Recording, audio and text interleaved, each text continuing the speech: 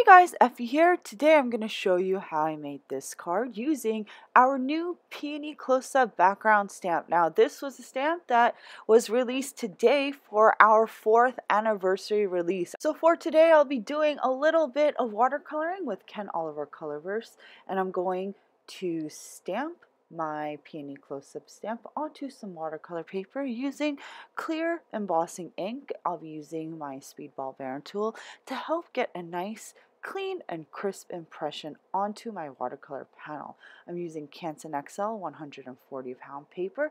This paper works really nicely with Ken Oliver Colorverse.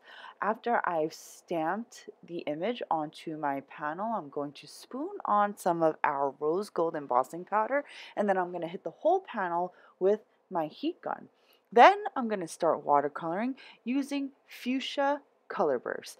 I'll be doing some wet and wet watercoloring. So I just added a little bit of clean water onto a little portion of the area that I plan to paint, and then after that area is nicely saturated with some clean water, I'm going to start dropping in a little bit of Fuchsia Colorverse pigment into the inner corners of my peony petals. Then I'll take a second medium tip brush and I'll blend that color out to the edges of the petal, and I'm going to work kind of fast here, but I'm applying the same technique to each petal. Just drop in pigment to the inner corners of the petal and then blend that color out to the edges. After I finish with this base fuchsia layer of color, I'm going to add some Merlot color burst to the inner corners or portions of the petal, but I'll only be doing this to the petals in the forefront. I don't add the Merlot to all the petals here because I was just kind of working fast and I was a little lazy, I'm not gonna lie. You can add the Merlot to add contrast to each petal, but I just decided to add the Merlot to the forefront. But here I'm still laying down my base layer of fuchsia for the foundation color. But after I finish this petal, I do move on to the Merlot.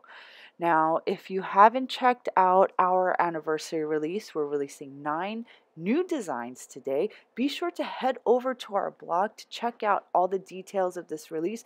We have giveaways, we have free gift with purchase promotions, we have double point rewards going on right now. So be sure to head over to the blog and join us for our release festivities. It's been 4 years. We have now over 300 new designs, and I cannot believe how fast time has flown.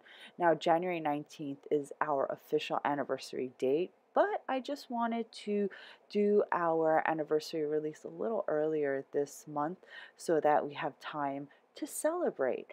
So I'm painting our peony close-up right now.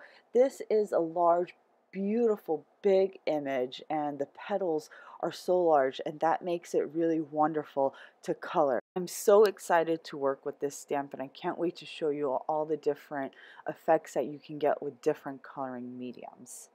So as you can see, I didn't add that Merlot to all the petals, but once I finished with that color, I just added a little bit of Gambosian orange to the center of the peony. Then I went ahead and watercolored the greens and the leaves, which I used lime green color burst. And I wanted a little bit more contrast in the leaves, so I dropped in a little bit of Prussian blue to my leaves, and that gives it a darker green look to the foliage.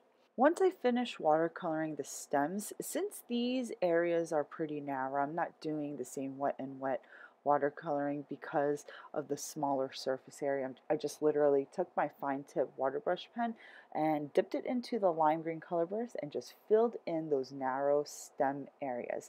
Then I just added fuchsia color burst to my peony buds and added that bright pink color to each of those beautiful buds in the background. Once I finished coloring, I set the panel aside to dry completely, and then I took the largest die from our double stitch rectangle small die collection to die cut my panel into a size that's slightly smaller than an A2 panel. Then I just took some of our double-sided adhesive sheets, which I trimmed into strips.